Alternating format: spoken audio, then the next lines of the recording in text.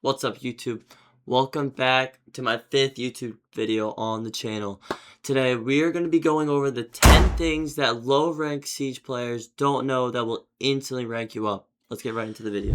Most low rank players think Siege is all aim. Alright, they think it's all aim. But I'm telling you right now in this video, you can hit way higher ranks without changing your gun sensitivity or operator. And the reason you're stuck is because you're missing simple game knowledge that most high ranks have, and they're using automatically compared to you. So in this video, I'm going to prove it to you right now. By the end, you're going to see Siege completely differently. Alright, here's the truth that most players don't want to hear. Low ranks don't lose because they're bad at aiming, like most people believe, but they mainly lose because of predictable outcomes, right? So, for example, a lot of low ranks you'll see, they'll always peek the same angle, right? Just like peek, peek, peek, peek, peek. But because you're peeking the same thing, if I'm over here, for example, all you have to do is pre-fire that one angle, right? So you're just peeking into their bullets. So one thing that I like to say to myself whenever I'm in game and stuff and not trying to be predictable, peek every angle twice or less, okay? You don't want to be peeking. You just want to peek once, twice, re-rotate, reposition, right? Because you constantly moving is making them have to constantly redirection their crosshair. So then they might be able to hold this angle as tight as possible, but then if you move over here, they have to like flick over, which it might throw them off a little bit, right?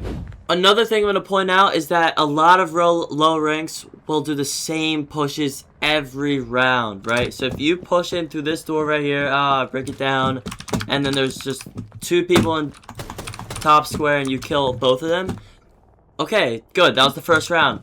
But let's say we're back, second round, we're going to do the same thing, and you're just expecting that it's going to be the same outcome, but they're not there this time, and this time you have one there, and you have one there, and then you're just dead because you're getting cross-angled. So a lot of higher ranks, they'll do different pushes, different operators every round to try to be as unpredictable as possible.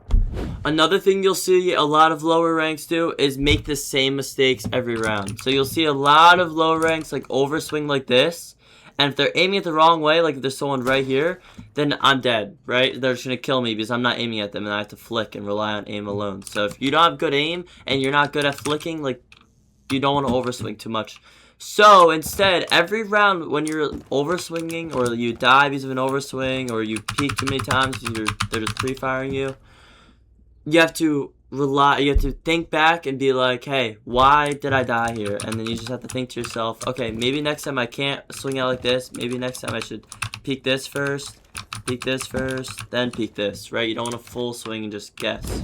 So instead of just teaching you aim in this video, I'm going to give you 10 things that will instantly fix your decision making immediately. And to start with, the most important one is crosshair placement. If I had to separate one thing from low ranks to high ranks, you'll always notice that high ranks will always have better crosshair placement. So as you can see here, I'm in clear house, right? There's this guy right here. The most common thing you'll see low ranks do is this head level, right? They're going to be aiming down here at D or like feet level. And they're going to swing. And see, I'm not even aiming at him. So the fact I have to swing up and aim at his head. If he's already aiming in my head, I'm dead right here the moment I swing. So what you'll see a lot of high rank players do is they'll aim at head level and bang, you're already there. You don't have to flick up, you don't have to flick to the side, you're already there at their head level.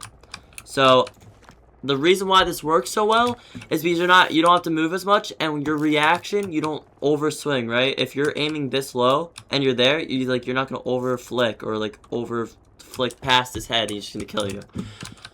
So if you want to win more gunfights in 2026, definitely aim head level. And one way you can kind of like practice your head level is, for example, you could even hop into clear house and aim just at their head from afar, and it's always going to be that same angle, right?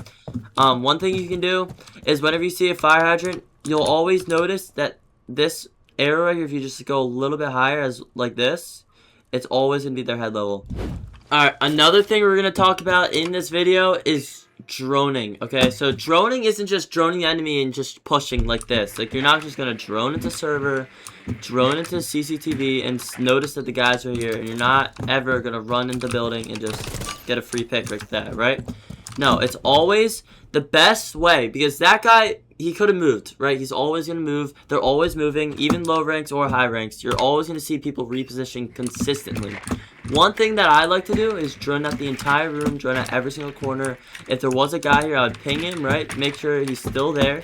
And then one rule of thumb you should keep in mind is that every room you drone, you have about 5 seconds to enter, right? So if you take any longer than 5 seconds, you're going to have to redrone, because there's a chance that someone's able to run in there in that short amount of time. And even though 5 seconds doesn't seem like a lot of time, it's enough time for the enemy to run into the room and for you just to run mindlessly right into their gun. So look, you want to drone a whole room, and then you want to pre-place a drone in one of the rooms, like one in like a corner of the room. So like for example, okay, if I was in game, I would put my drone up here. Okay, they're not gonna look this high, right? So they might not see my drone, and then I'm gonna see here. I'm giving myself 5 seconds. Bang, it's clear. I know this room is clear. I fully droned it out. I didn't give them any time to walk into it and reposition. So now I'm here, and then now I can kind of swing and kill these guys because they wouldn't predict me playing that fast and just running to the site. One thing that a lot of low ranks will not really consider is that sound. You'll notice that a lot of low ranks will be like pretty much deaf and not be able to hear things, and maybe they're not have the best headphones, or maybe being able to play TV or maybe playing on TV volume, right? One thing that will instantly make you better as a player is using sound to your advantage, okay? So let's say, see, I can hear him moving, I can hear him crouching, and the moment, see how he's moving right now? I know that he's on these steps, and that I don't need to drone that, right? I can just hear it, I know he's there, so then you swing, dead, okay? And we're going to use this to our advantage and pre-aim where he is. So we know he's not in this room, we know he's a little farther based off the sound, and he's right here. Right? Freeze kill. If this is a real player, we're pre-aiming him, we'd be able to pre-fire as well. If you learn to pause and listen before moving forward, like let's say for example I'm here, I just killed that guy. If you learn just to pause and listen, you'll hear a guy moving right here. All you have to do is pre-aim and pre-fire. That's all you have to do. All you have to do is pause, take a second to breathe, you don't have to rush everything. Listen, pre-aim, kill him. Tip number 4, never re-peek, okay? Re-peeking can be the deadliest thing you can do in this game. Like we said at the very beginning of the video, re-peeking multiple times, see, he's just going to pre-fire my re-peek. Even the AI know to pre-fire the re-peek. Okay, so if you want to get better, if you want to win more gunfights, you got to do the same rule I was telling you at the very beginning. 1, 2, not there. Move over. Peek, peek, dead. Peek, peek, dead. Peek, peek, dead. Right? You don't want to do it multiple times unless you know you're gonna be able to kill him. Like right there, I peeked a 3rd time because I knew, hey, I can just easily kill this guy. So 1, 2, just peeking all my angles. I hear this guy using that sound, like I said earlier on tip number 3, using the sound, knowing he's there behind me. Knowing this guy's here based off sound. It's just, don't re-peek. Just peek a few times, like 1, 2. No one's peeking me there. 1, 2. Another thing we're going to talk about in this video for tip number 5, off angles. Off angles are probably one of, if not the most important thing in the game. So for example, let's say this is some random guy in my ranked match. He's just holding a tight angle off this angle on this door, right? If he were to hold an off angle like so, he would have to rotate from here into here. So let's say, for example, he's swinging me, okay? I'm just going to hold the off angle and wait for him to walk into my crosshair. And then I swing off the moment I see him, okay? This works because instead of staring right into his soul, so the moment he peeks me, right? Instead of just holding this, any good player is going to be able to pre-fire this off, right? Even though he's an AI, so he's not going to be able to hit that shot. But any decent player is going to be able to take your head off the moment you're holding this angle like that. So the best play would 100% be just to hold the off angle, wait for him to walk right into your crosser. The moment you see his shoulder, you swing and peek. Swing, peek, crouch, shoot, dead. The goal in Siege is not to win fair fights. It's to make the fights as unfair as possible, if that makes any sense. So me holding an off angle like so, he's not able to see me until he fully swings me. So that makes it way easier for me to kill him than it makes it easy for him to kill me. Okay, here's a reality check. Siege is not a deathmatch game, okay? Every operator has utility. Okay, utility is always going to be over gunfights. One thing that you'll see a lot of pro players do that low ranks don't do is use their utility and don't waste it. Okay, and they're two very different things. For example, a way to waste the zombies is just making random angles that aren't going to help the team at all. If anything, hurt the team more than help, right? Because then I can't really get through this without having to break this. So, the best way to use your zombies as a pro player is to use them to your advantage. So, for example, as we see, this guy is right here, right? One thing you'll see a strat that pro players will do is they'll throw one here, right? And as it explodes, you can see through it, but they can't, okay? But they can't shoot you either. So even if they try to pre-fire you, while the Kiba is exploding, they can't see you or shoot you.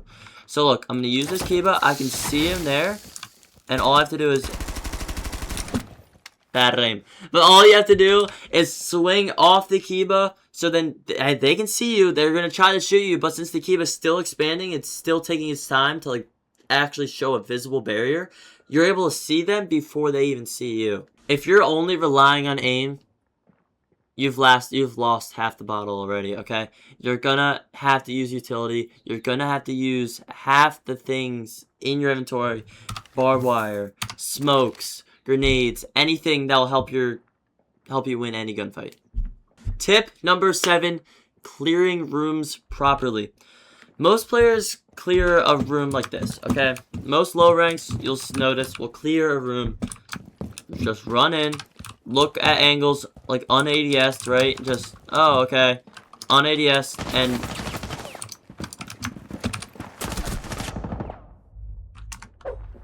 and die, okay? They'll run into rooms on ADS, checking angles, looking at everything, trying to guess where they're going to be, and just die, okay? And that is not how you play. One thing you'll notice that pro players do, we've actually talked about this a few times during this video. Entry angles, okay? Close corners, deep angles. The way to enter a room, the way to clear out a room is checking the entry angle first, the close corners, then the deep angles. So for example, if I'm trying to push the breach here, I'm going to peek the entry angle first. If no one's there, we're good. We're going to peek this entry angle next, okay? No one's there? Alright, we're good. Now, we're going to check this corner. You're going to get as close to the wall as possible to where you're able to see into the room and check the corner. Because any player can sit right here in this corner, and the moment you walk in, you're dead. So, this is where sound comes back again. If someone's in that corner, like looking around, aiming, you're going to be able to hear them, and you're going to be able to pre-swing and shoot them. And then after clearing out that corner, you have to check this corner as well. And after you've noticed that both corners are clear, you've checked all the entry angles, you should be able to walk in now knowing you're safe or pre-firing and getting a kill. The next step is getting the deep angles. So all the angles that are far away from where you just walked in that are able to see you. For example, this is considered a deep angle. Seeing this, for example, this guy's here. I'm going to run up, get the free kill. Okay, walk up. I know he's there. He was holding the deep angle. If I wasn't paying attention, I could have planted and he would have swung and killed me. So you want to get the deep angle. Another deep angle over in this site is this. And there's usually a rotate on this wall, so you'd hold this as well. That is how you clear out a room like a pro player without instantly dying. One thing a lot of low rank players, especially players on PC, you won't really see this on console because it's a little harder, but is crouch spamming, okay? Whenever you peek an angle, a lot of players think that crouch spamming will help you, or like will help your game out. But no, it won't. For example, if you're just holding this, it's gonna mess up your aim. Your aim's gonna be a little choppy, a little bit bouncy. It's gonna be hard to aim like that. And all a player has to do, especially if you're in low ranks, all they have to do is just pre-fire at dead level and your head is just taken off, just clean off your body. So, yeah. Don't do that. Don't spam crouch. That's probably the worst thing you can possibly do in this game. If you want to crouch, I would recommend you peek standing, peek crouch, and just go back and forth and make it like hard to predict, right? The whole premises of this game is to be as unpredictable as possible so you can get free picks without them even realizing you're there. Tip number 9. Vertical play is always going to equal a free kill. Let's say I'm an attacker, okay? I know I'm a zombie, whatever. I'm just too lazy to change my operator. Let's say I'm an attacker. I'm pushing the site, which is down here, and I want to get a free kill. The best way to do this is by playing vertical, okay? So let's say I'm Ram, okay? And there's someone on my team says there's someone right here. They're red picking a guy right here. All you have to do is open the roof and get the freest pick of your life. Most players aren't staring at the roof waiting for you to peek them vertically, okay? I'm just going to be plain old honest with you. No one's waiting for you to peek them vertically. So all you got to do is get a ping, have a decent team tell you, hey, there's someone right here. And all you got to do, let's say, oh, whoops, and you get the freest kill of your life. That's it. The final tip, tip number 10. Time is your best friend, okay, on attack or defense. For defense, as an example, when you're defending, you want to use time as your 6th defender because as time gets lower from 2 minutes to 1 minute to 30 seconds left on the clock, even though 30 seconds is a lot of time, it puts stress onto the attackers and it makes them want to rush. So, for example, let's say I'm an attacker. There's 33 seconds on the clock. As an attacker, okay, I got to get the diffuser. Because let's say you're watching the diffuser. As an attacker, I have to get the diffuser. I got to go. And sometimes they'll play a little bit more scrappy, not aiming, not pre-aiming corners, not clearing out the entire rooms like I taught you earlier. They're just going to run into rooms on ADS and just die. And as a defender, you have to predict that, okay? You have to predict that. And if you're watching the diffuser, so let's say the diffuser is right here, okay? Let's just say this is the diffuser, for example. You can't play aggressive, okay? You'll see this a ton at low ranks. Oh my gosh, like you'll see insanely amount at low ranks. They always play aggressive, okay? You'll always see coppers, bronze, even silvers, even golds play super aggressive when they have the diffuser when there's less than 10 seconds on the clock. And let's say there's someone down this hallway, for example, right? Whoops. Let's say there's someone down that hallway, for example. There's going to be less than 5 seconds on the clock, and they're going to be like kill hungry and go for the kill. And if they get their head taken off, they die. Now, one misconception. If you get 4 kills and you die at the end of the round in a 1v1 with 5 seconds left in the round, you lost. Okay? You lost. KD does not matter. You lost. Alright? And, I mean, you're losing your team. You're losing the round for your team just to get that ace. And, yes, it's cool to have an ace, okay? We all wish we could have aces every single game. But you're not going to get an ace every game. And if you have a 4K and you have diffuser and you have 5 seconds left, don't go rushing for the last kill. You're just going to ruin it for your team. And if you die, you lose the entire game. You lose the round. Now, how can this help you on the attacker side?